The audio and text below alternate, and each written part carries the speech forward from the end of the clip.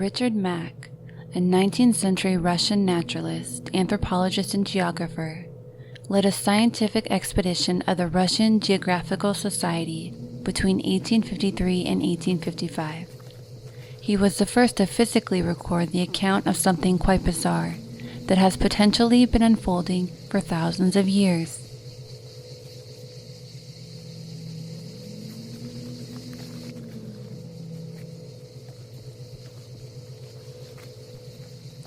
This area, also known as the Yakutia or the Siberian Taiga, one of the least explored areas in the world, is as unspoiled and unexplored as the Amazon jungle, containing more than 100,000 square kilometers of uninhabited land, barren of any trails. A thick, heavy forest with uprooted trees, dense swampland, and extreme weather conditions.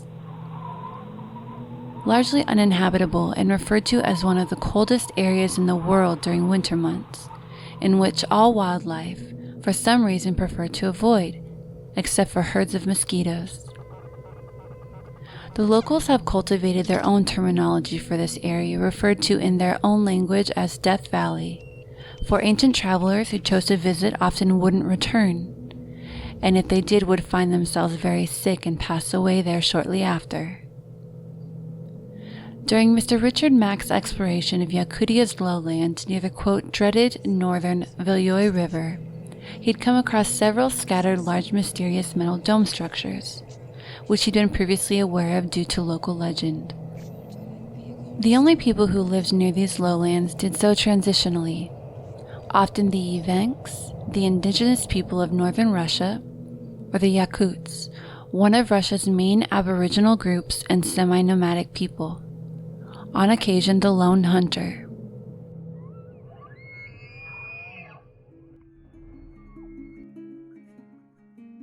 These domes were said to be of a copper-red color, smooth on top with sharp edges, measuring 20 to 30 feet in diameter with walls approximately 2 inches thick, protruding from the ground sporadically along the Viljoy River, with some of them appearing quite different from one another.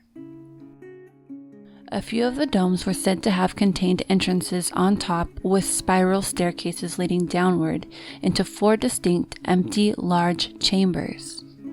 Those who stumbled upon these, quote, cauldrons, noticed a strange quality to them. For upon descending the spiral staircase, the chambers were kept extremely warm despite the lack of any sort of heating mechanism, even amidst freezing temperatures. Some of these cauldrons contained no entrance at all.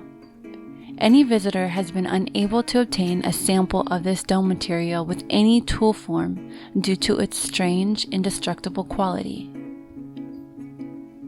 The locals were very aware of this region and communicated that anyone who entered the domes or came close to them would experience sickness, such as hair loss, nausea, fever, and peculiar skin conditions.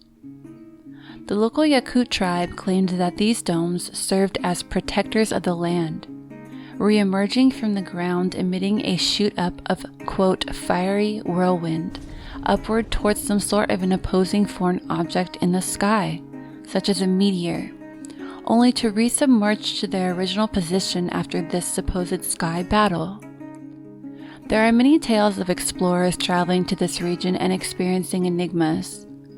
The metal structures have then been confirmed by Mikhail Koretsky between 1933 and 1947, who'd traveled to the area multiple times in search of gold.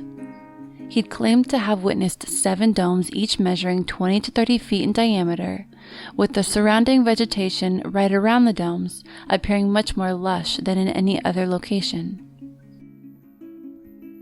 In 1971, an Evenki hunter described an encounter here in which he had witnessed skinny, black, one-eyed creatures with iron uniforms just lying there in the dome chambers.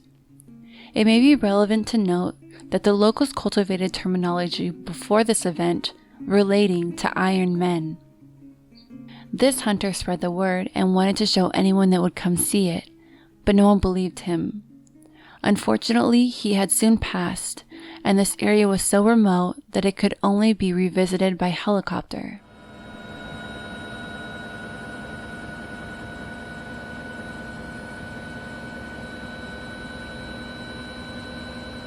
By the time it had been revisited in 1979, the area was overcome with thick marsh and too difficult to locate under the heavy bog. I want to note that the existence of these domes have been written about by archaeologists, geologists, Russian scientists, explorers, gold panners, and hunters. The possible reason given as to why there is no current evidential record of these cauldron-like domes being visible in plain sight is attributed to their heavy weight within a swallowing marsh and how inevitable it is that they have sunk beneath the permafrost.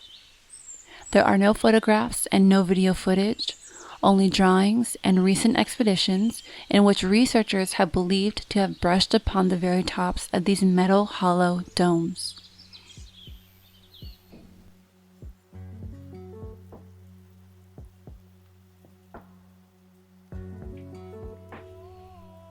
Ivan Makurli, a prominent cryptozoologist, author, explorer, and engineer of the Czech Republic, decided to further explore the area in the early 2000s. Ivan and his crew couldn't afford to take a helicopter as it would cost $1,500 per hour. So they decided to use motor paragliding. Upon reaching the destination, the exploration crew spotted a strange circular pattern emitting from a marsh near the northern Viol River. They explored on foot and did in fact find that the area was very unusual.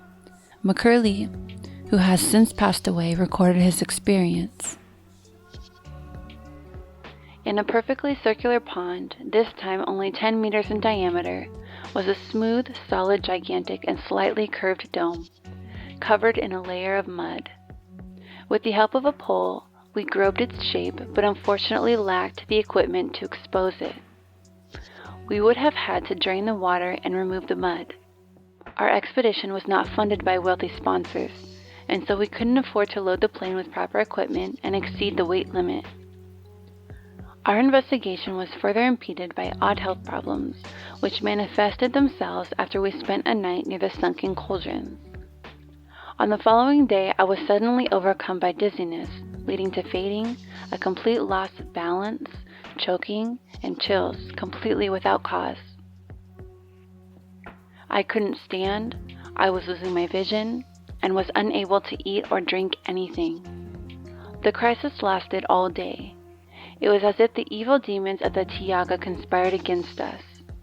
We didn't have a doctor with us, and when my condition did not improve by the following day, we boarded the raft and spent all night and the next day drifting down the river, fleeing the valley of death as fast as we could. Now, there are other strange events that have occurred in the same area that some believe to be of relevance. One of which is the Tunguska event, which still remains a mystery of hot topic.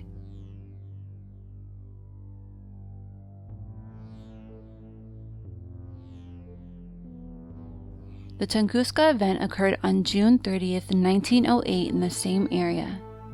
It was an enormous explosion that lit up the sky for a total of 10 days, to the extent that you could navigate clearly during midnight when the sky should have been pitch dark. This explosion flattened approximately 80 million trees and affected over 800 square miles in eastern Siberian Taiga. Yet it wasn't explored until approximately 20 years later due to its isolated and difficult to reach location. More than a century later, there are many who still debate the cause of the explosion, though some believe that a large space rock entered the atmosphere of Siberia and then detonated in the sky, and that is why no impact crater has ever been discovered. Another strange occurrence near this area is the Potomsky crater. In the year 1949, a geologist discovered a large mound of limestone in southeastern Siberia, about 40 meters high and 100 meters across at the base. Since its discovery, there have been many theories as to how it could have gotten there. For years, it was believed to be a meteorite impact structure, and many link it to the Tunguska meteorite. But this specific crater does not look like any other known meteorite site. Some geologists suggest that it could be a volcano site, though no volcanic material has ever been discovered there.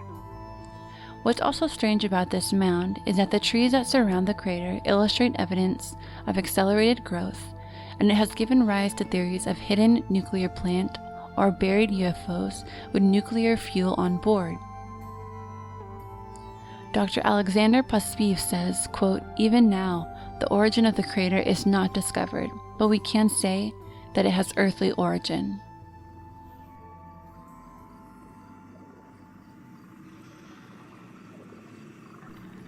Around 2013, in the summer months, a scientist by the name of Michael Visak led an investigation of the copper-like domes with a team of 3 geologists, 1 astrophysicist, 1 mechanical engineer, and 3 research assistants. Aerial surveillance was conducted, and researchers noted an odd circular structure in the same area that domes had been previously reported. The explorers traveled on foot and found that the area under the strange marshland felt metallic and hollow in nature, as well as smooth with razor-sharp edges. They discovered multiple marsh areas with the same sounding metallic structures, and also observed that there were magnetic anomalies on top of each of them. But shortly after they began to navigate these marshes, a couple of the crew members began to feel very sick, which, I might add, are similar symptoms to that of radiation poisoning. Quote, "I felt very dizzy all of a sudden, lost my balance, and had a fever, and I didn't know why. I could not walk, I was losing sight, I could not drink or swallow, and then the pupils in my eyes were dilating so fast, I thought I had been poisoned. So when I got home, I had a thorough checkup, and the doctors couldn't find any reason for my illness."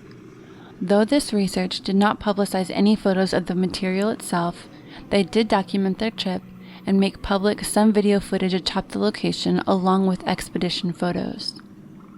Russia has various locations that ask many questions, such as the large mystery craters and the Russian Stonehenge called Archaeum. This Archaeum is of a similar latitude to Stonehenge, pointing toward a theory that it may have been placed there for a larger astronomical purpose by our ancestors.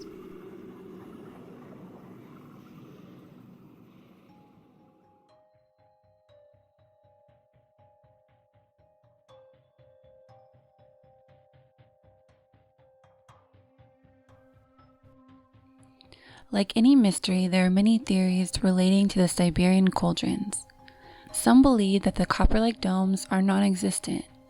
Some believe that they are remnants of flying saucers that had been thrashed in an accident or some sort of a battle.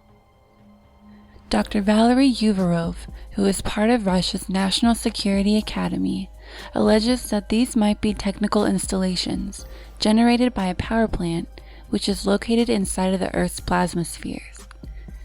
He also alleges that they were designed by extraterrestrials from ancient times to protect our planet from any sort of danger from outer space, in which they now operate automatically.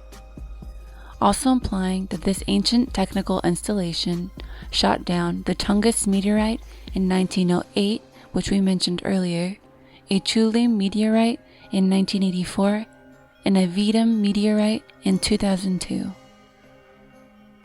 I'd like to point out that this theory is also related to the Black Knight satellite theory, which indicates that in orbit around the Earth is a strange dark object, possibly having existed for over 13,000 years. This dark satellite object has allegedly been sending signals toward Earth, with an origin that is unknown.